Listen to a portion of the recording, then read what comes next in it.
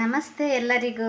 ಇವತ್ತು ನಾನು ನುಗ್ಗೆ ಹೂವಿನ ಪಲ್ಯ ಮಾಡೋಣ ಅಂತ ನುಗ್ಗೆ ಹೂವಿನ ಪಲ್ಯ ಮಾಡೋದು ತೋರಿಸ್ತಾ ಇದ್ದೀನಿ. ನಾನು ಹೂವನ್ನ ನೋಡಿ ಎಲ್ಲ ನೀಟಾಗಿ ಬಿಡಿಸಿ ತೊಳೆದು ನೀರು ಸೋರ್ಲಿಕ್ಕೆ ಹಾಕಿದ್ದೀನಿ.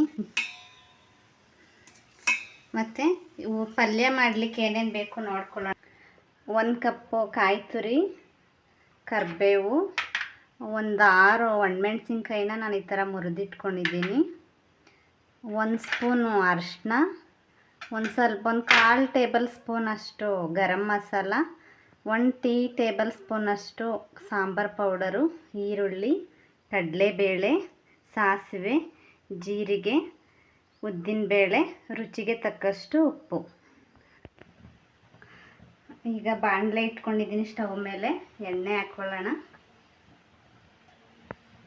ನಾನು ಯೂಸ್ ಮಾಡ್ತಾ ಇರೋದು ಕಡಲೆ ಬೀಜದ ಎಣ್ಣೆ, ಕಡಲೆಕಾಯಿ ಎಣ್ಣೆ. ಈಗ ಎಣ್ಣೆ ಬಿಸಿಯಾಗಿದೆ, ಎಲ್ಲನೂ ಹಾಕ್ಕೊಳ್ಳೋಣ. ಸಾಸಿವೆ, ಜೀರಿಗೆ, ಕಡಲೆಬೇಳೆ, ಉದ್ದಿನಬೇಳೆ.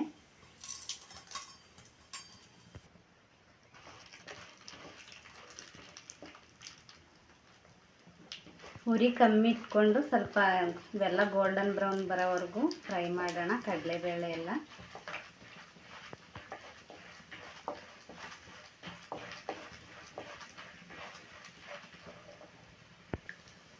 ಈರುಳ್ಳಿ ಹಾಕ್ಕೊಳ್ಳೋಣ.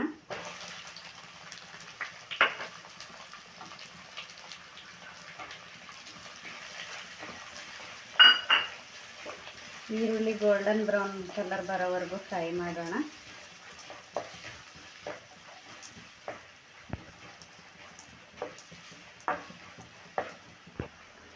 ಕರಿಬೇವು ಹಾಕ್ಕೊಳ್ಳೋಣ.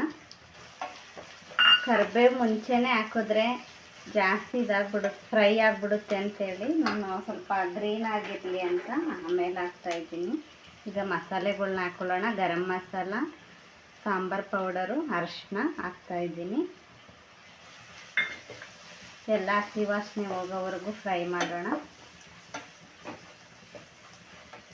ಮೆಣಸಿನ್ಕಾಯಿ ಹಾಕ್ಕೊತಾ ಇದ್ದೀನಿ.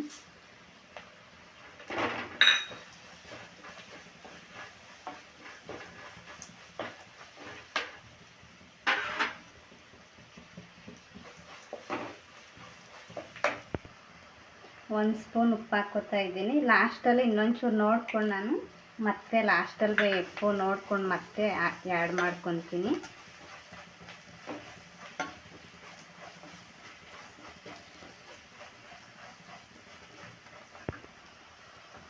ಈಗ ನುಗ್ಗೆವನ್ನು ಹಾಕ್ಕೊತಾ ಇದ್ದೀನಿ.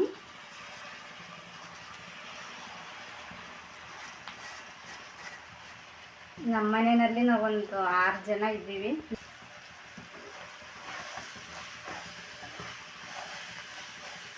ಸಣ್ಣೂರಿನಲ್ಲೇ ಫ್ರೈ ಮಾಡೋಣ. ಈಗ ನುಗ್ಗೆ ಹೂವಿನಿಂದ ಸಾಕಷ್ಟು ಬೆನಿಫಿಟ್ಸ್ ಇದೆ ಫ್ರೆಂಡ್ಸ್. ನುಗ್ಗೆ ಹೂವಿನಲ್ಲಿ ಆಂಟಿ ಆಕ್ಸಿಡೆಂಟ್ಗಳು ಹೆಚ್ಚಾಗಿರುತ್ತೆ, ದೇಹದ ಇಮ್ಯುನಿಟಿನ ಹೆಚ್ಚು ಮಾಡುತ್ತೆ.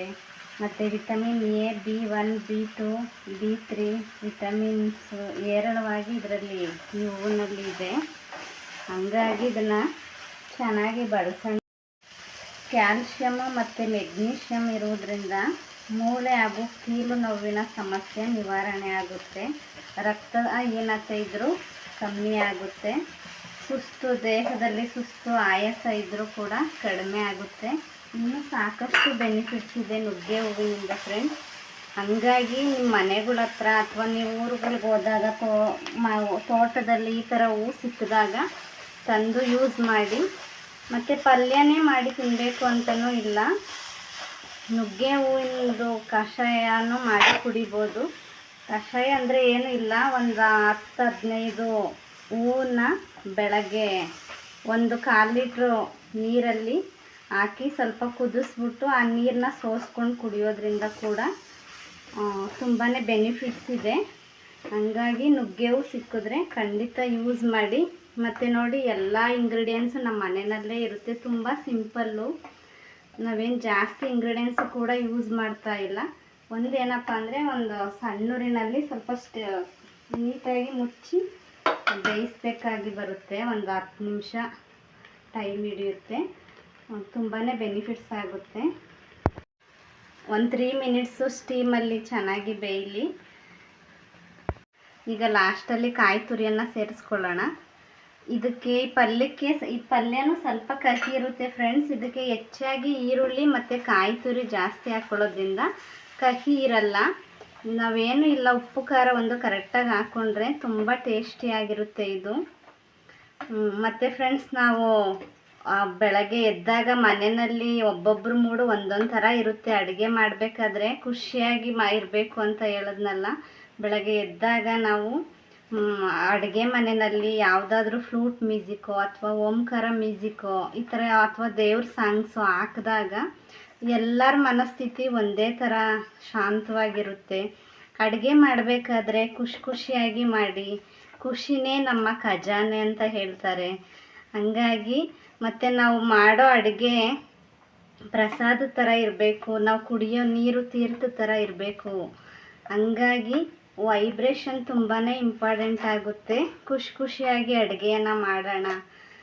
ಎಲ್ಲರಿಗೂ ಕೂಡ ಖುಷಿಯಾಗಿ ನಾವು ಏನು ಪ್ರೀತಿಯಿಂದ ಅಡುಗೆ ಮಾಡಿ ಬಡಿಸ್ತೀವೋ ಎಲ್ಲರ ಮನಸ್ಥಿತಿ ಕೂಡ ತುಂಬ ಅದ್ಭುತವಾಗಿ ಚೆನ್ನಾಗಿರುತ್ತೆ.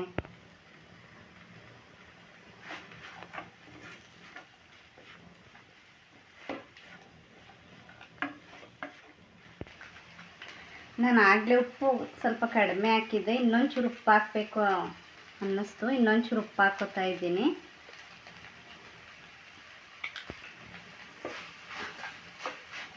ಲಾಸ್ಟಲ್ಲಿ ಈ ಥರ ಉಪ್ಪು ಹಾಕ್ಕೊಂಡ್ಮೇಲೆ ನೀಟಾಗಿ ಮಿಕ್ಸ್ ಮಾಡಿ ಇನ್ನೊಂದು 1 ನಿಮಿಷ ಬೇಯಿಸ್ಕೊಳ್ಳೋಣ. ತುಂಬಾ ಟೇಸ್ಟಿಯಾಗಿರುತ್ತೆ ಫ್ರೆಂಡ್ಸ್. ಇದು ಚಪಾತಿ, ರೊಟ್ಟಿ ಮತ್ತು ನಾವು ರೈಸು, ರಸಮ್ ಏನಾದರೂ ಮಾಡ್ಕೊಂಡಾಗಲೂ ಕೂಡ ಪಲ್ಯ ಥರ ಯೂಸ್ ಮಾಡ್ಬೋದು. ಮತ್ತು ಮುದ್ದೆ ತಿನ್ನೋರಾದರೆ ನೀವು ಏನಾದರೂ ಚಟ್ನಿ ಎಲ್ಲ ಮಾಡ್ಕೊಂಡಿದ್ರೆ ಮುದ್ದೆಗೂ ಕೂಡ ಪಲ್ಯ ಥರ ಇರುತ್ತೆ. ತುಂಬಾ ಚೆನ್ನಾಗಿರುತ್ತೆ. ಎಲ್ಲರೂ ಟ್ರೈ ಮಾಡಿ. ಈಗ ರೆಡಿ ಇದೆ, ಇದು ಸರ್ವ್ ಮಾಡ್ಕೊಳ್ಳೋಣ. ಗ್ಯಾಸ್ ಆಫ್ ಮಾಡ್ತಾ ಇದ್ದೀನಿ. ನೋಡಿ ಫ್ರೆಂಡ್ಸ್, ತುಂಬ ಚೆನ್ನಾಗಾಗಿದೆ ಮತ್ತು ತುಂಬ ಟೇಸ್ಟಿಯಾಗಿರುತ್ತೆ. ಇದಕ್ಕೇನಪ್ಪ ಅಂದರೆ ಈರುಳ್ಳಿ ಸ್ವಲ್ಪ ಹೆಚ್ಚಾಗಿ ಫ್ರೆಶ್ ಕಾಯಿ ತುರಿನ ನೀವು ಹಾಕೊಳ್ಳೋದ್ರಿಂದ ತುಂಬ ಚೆನ್ನಾಗಿರುತ್ತೆ ಫ್ರೆಂಡ್ಸ್. ಎಲ್ಲರೂ ಟ್ರೈ ಮಾಡಿ. ಮತ್ತು ತುಂಬ ಜನ ಚಾನಲ್ ನೋಡ್ತಿದ್ದೀರಾ, ಸಬ್ಸ್ಕ್ರೈಬ್ ಮಾಡಿ, ಶೇರ್ ಮಾಡಿ, ಲೈಕ್ ಮಾಡಿ. Thank you.